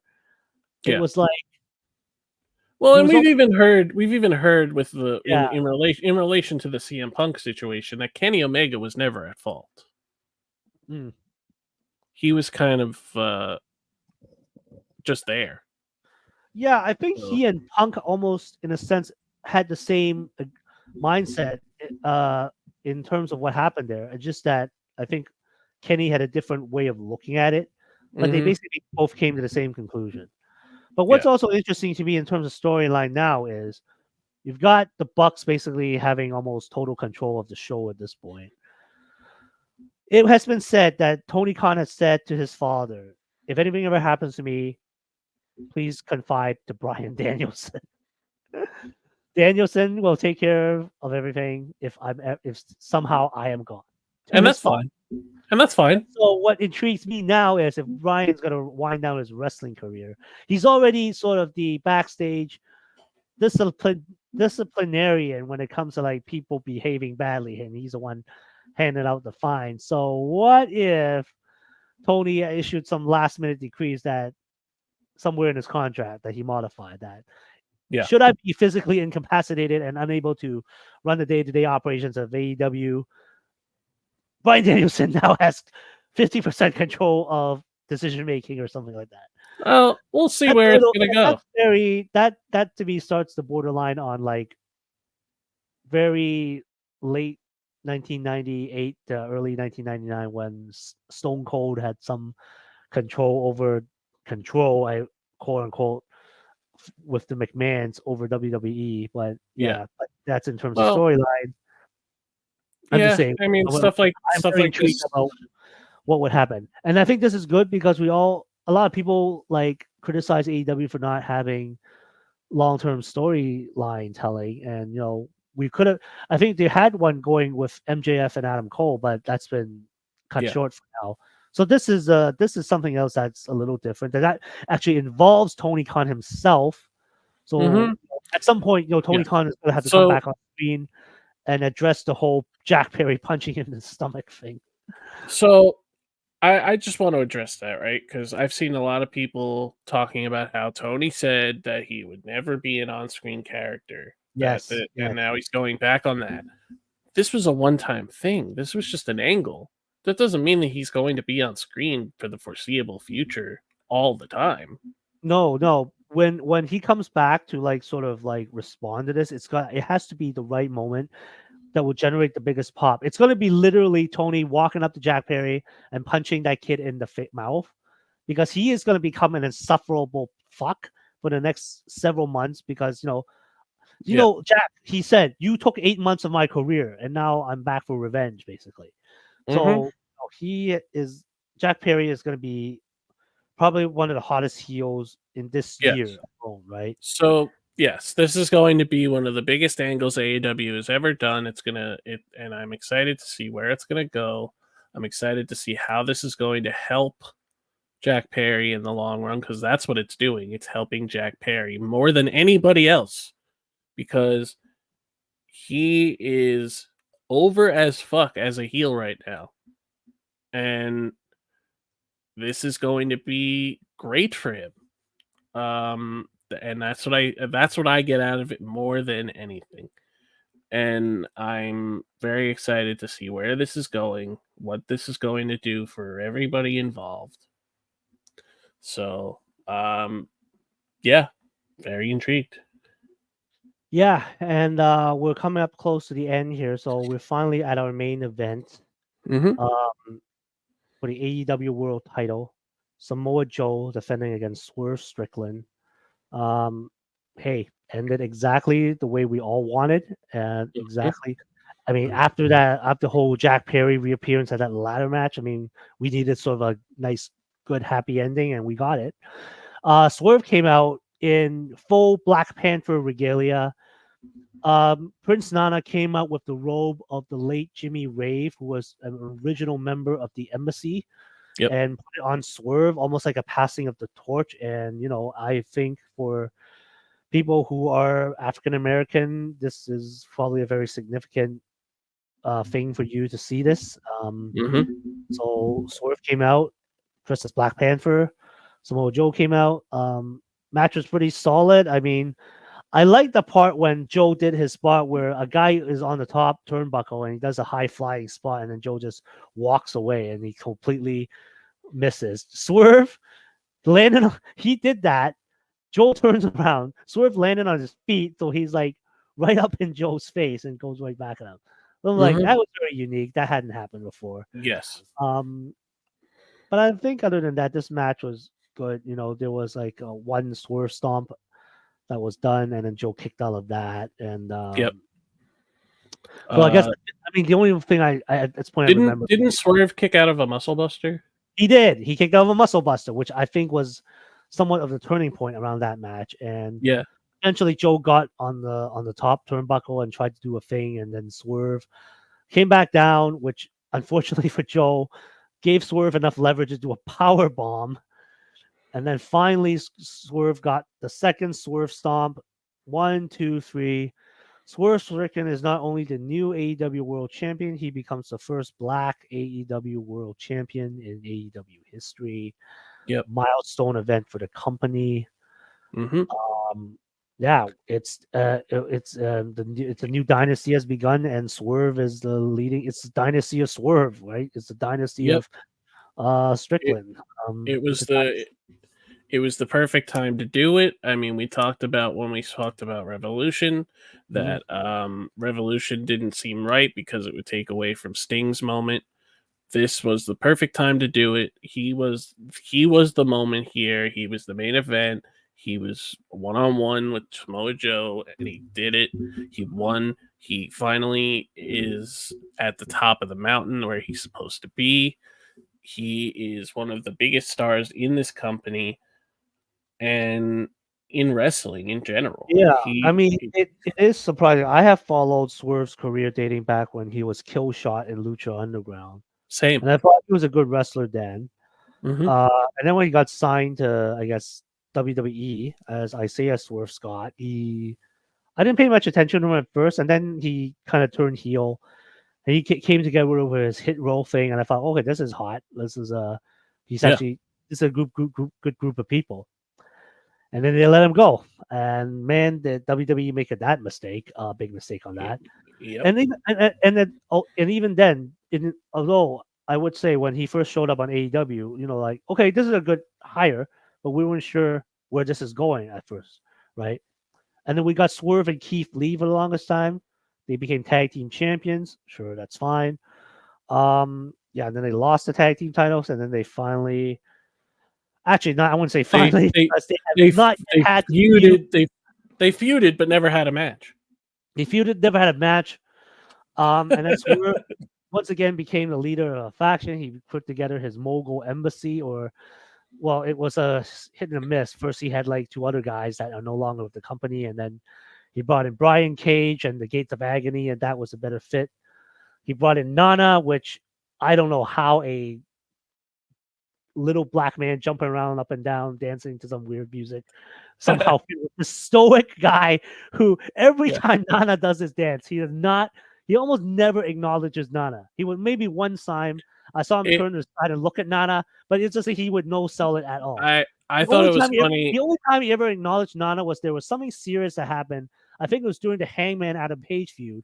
Nana was starting to dance, and then Stuart just goes, "Stop," and then Nana was I like, I thought "Sorry, it was everyone, funny lost it."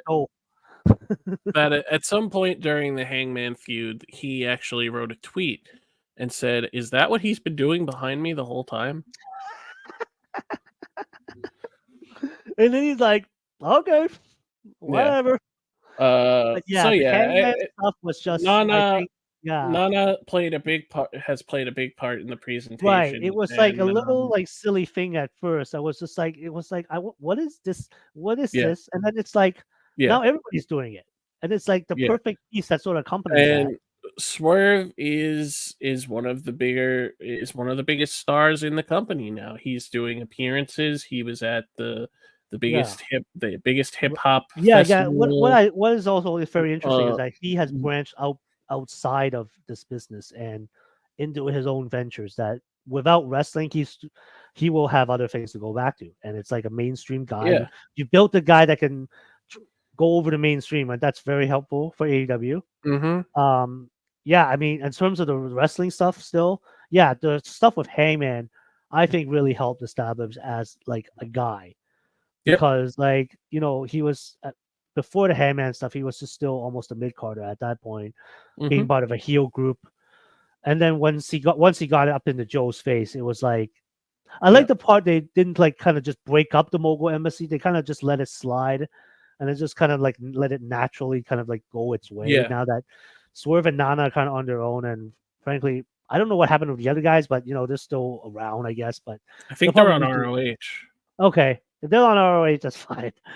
But they didn't need to be a group at this because at this point it does not serve the babyface champion to have a faction of three muscle guys to back you up at this point. You don't need that Three anymore. monsters. Three monsters that could probably serve somebody else at this point. Yeah. Yeah, but yeah, you're right. At Revolution they had the triple threat, which I didn't think was a good time to for the title change anyway. It was too soon, to be honest. But yeah, Dynasty was, I think, at that point it was the atmosphere fit, the mood fit. Yeah. I wasn't sensing like if Swerve had lost, where would he go? This was not like a WWE thing where they would have just kind of dropped the guy like the way they do it with LA Knight, for example. Anyway, but yeah, we're in a new era. Swerve. I Yeah. mean, I mean, not saying it's sort of a hiccup. I mean, like I said on Dynamite, if I would have booked that, I would have put Swerve and Kyle Fletcher as the first match. You Hmm. want to put your world champion on first. So I don't know why they started off with the best friends thing. That was odd. It did. But other than that, they recovered. They recovered. They had Collision. They had Swerve come out and do a promo, kind of like establishing himself as new champion. And now he basically said, "Look, I'm dressed to fight right now. I'm going to have an open Yeah. challenge for the title." I'm like, "Whoa, okay." I'm like, "Who's going to come out?" And it's like Claudio comes out, and I'm like, "Oh boy." Yeah. Hell of a match too. So yeah, Yeah. he's establishing himself as a fighting champion. They said they're going to announce his Double or Nothing Next opponent. challenger. Not sure how Um, that's going to go. Very interestingly, I mean, we talked about the rankings earlier. Yeah, I'm very curious as to whether they will acknowledge the rankings. I mean, I'm yeah. trying to think of who has been kind of winning nonstop lately. Well, I I mean, mean, and Osprey's doing something. Osprey, So yeah, and minus Will Osprey. Like, I yeah. don't know. Um, I really don't know at this and point. I actually want to address that also because there's been a lot of talk throughout like the community really about like how Swerve is going to win the belt and then he quote unquote has to lose it to Osprey at Wembley. And I don't think that that's the case. Um I don't know if Osprey needs to be the world champion by this year's All In. Um would it I don't see why that needs to happen so soon. Like, yes, Will Osprey will be a world champion in AEW at some point, but saying that it needs to happen after Swerve just had this moment, and I mean, we've talked about how like the world championship doesn't need to be a year-long reign every single time, but I also don't think that Swerve needs to lose it by August. You know, so I and again, we talked about how we don't know what if Osprey wins the international, then I don't think he's going to lose it before August. So it just wouldn't make sense for Swerve to face Osprey at Wembley. And of course, we're you know this is way ahead, thinking way ahead, but this is just where people's heads have been pretty much since Will Ospreay got to AEW, that he has to win the world title at Wembley.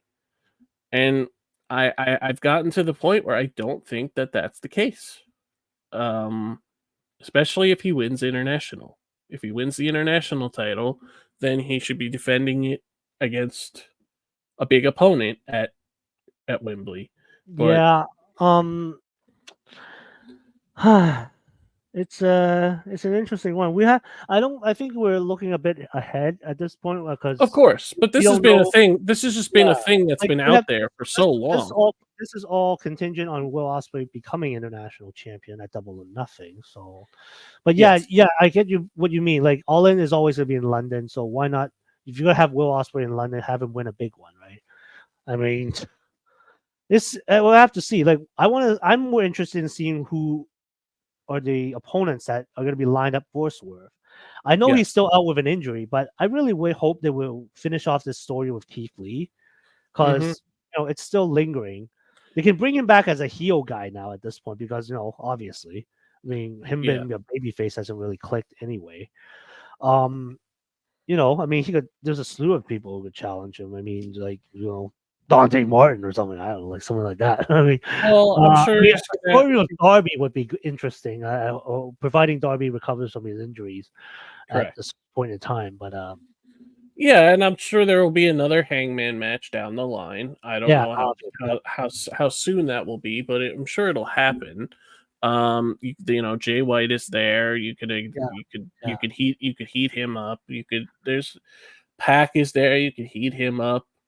Um, there's a lot of people that he's never faced before that we would like to see him face, or that he has faced before that would, warrant a bigger stage. So, yeah, I mean, I'm excited for this run. I'm happy for Swerve. He's earned it. He's super over. He's one of the best guys on this roster in general, not just he's crazy over. He's killing it, and I'm very happy for him. Yep. And so we've come to the conclusion of this review of AEW Dynasty. And we've already, I mean, the only last point I will point out is that they really ran the show without all the people we are used to seeing before, no Omega, no Hangman. Um, No MJF. all the four pillars were not present, except when Jack Perry did his run in. But yeah, Yep. they were all literally, figuratively not present. No Britt Baker. They still had a great women's presentation. Mm-hmm. Um, so what I'm seeing is with AEW, they have been building their next generation, I guess, or next level of stars, Yep. apart from the ones they started with. So that is always a good sign. And at some point, the established ones, they're going to come back, and we're going Yep. to see what happens. And I think with that, we can conclude our review. I guess stuff that is coming up. WWE's Backlash in Lyon, France is coming up on May 4th. And Double or Nothing, obviously, coming up on May 26th. Oh, yes. TNA Wrestling's Under Siege will be coming on Friday, May 3rd. So that's actually the day before Backlash France. Backlash France will have a special start time in North America at 1 p.m. because it's going to be in Europe. So, So, uh, before we go, I just want to acknowledge something. There's so we talk about a lot about how AEW is supposed to be an alternative, and some people get something out of AEW that they don't get out of WWE, and vice versa, right? mhm. Um, and there's a lot of talk about the amount of actual wrestling, on each show, and Swerve versus Claudio was longer than the amount of actual wrestling, for the entire show on SmackDown. Well, is that because the And draft was happening? Because I I would chalk it up to the draft. I would say that probably plays a factor, but you had all this in between the draft. The draft pick stuff didn't take up a lot of time.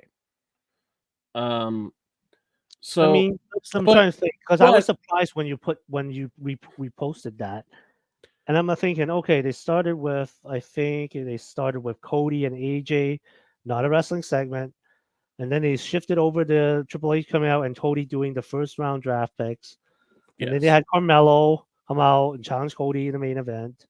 I think that main event was only 9 minutes long or something. uh-huh, Anyway, and then in um, between there were segments with Jade Cargill, yes, Bianca, the Kabuki Warriors, random ass bloodline brawl started from the backstage. Actually, before that, yes, Heyman had a segment explaining Roman's absence from the draft because he took himself out of it, apparently, yes, because he's not going to coming back anyways, which is a thing that made sense. I don't know why they didn't. Yeah, they should have done this way more often. yeah. Yeah, and then that So led to a Kevin Owens trying to beat down Solo and Tonga, which led to a brawl out in the middle of the women confronting each other, and then Randy Orton coming out. So yeah, I guess you're right. There was like a lot more just yeah, non-wrestling segments than an actual wrestling yeah. matches. So I just wanted to get to my point, Right. whereas some people are going to be okay with this, and that is fine. And some people are going to prefer to have more wrestling. It really comes down to what you prefer to see, right? So not necessarily that it's wrong that one match on Collision was longer than all of the matches on SmackDown. For me personally, I don't like that. Me personally, I prefer the wrestling. But some people will be okay with SmackDown only having 20 minutes of wrestling in a 2-hour show. And that's fine. But not everybody is going to be okay with that. So there's no reason to troll people who dislike that or vice versa. If what you want from SmackDown is a lot of talking, then that's fine. Me, like I said, me personally, that's not what I want. I want to watch wrestling on a wrestling show. So my point just in closing is if you are okay with it, then that's fine. And if you're not okay with it, that is also fine. And this comes down to what we say at the end of every show. Watch the wrestling that you want to watch, not the wrestling that people tell you to watch. And watch the wrestling that you're okay with watching is what it comes down to. Because Yeah, if you want to watch two midgets in a ring wrestle a dog, and if yeah, stuff like and that, if you want to watch a if guy wrestle a blow up doll and make it look like it was actually a match, that's fine too. Or if you want to and watch, and or if you want to watch a referee officiate a match between two invisible men, that's still wrestling. that is okay too. And if you want to watch Ricochet win a championship for matches that are only 3 minutes long, that is also okay. Do I enjoy that? Absolutely not. But somebody does. And that's Yeah, fine. that's So, fine. Everything is fine. I think that's the point. Everything is fine. yes. Yes. So, make sure to go to our Linktree / going over big time podcast, where you can get all of the ways to listen to this show, as well as our YouTube where you can watch this show, and our social medias are on there, as well as the Twitter account for our podcast and the Facebook page for our podcast, which doesn't have a lot of fans right now, but you can go there and you can hit like, you can subscribe to the YouTube, you can do all that fun stuff to get us more out there. Um, and check out our most recent episode with our Ella J interview. That was a lot of fun. And that is it for me. And with that, we thank you very much for listening. Everyone, have a good day.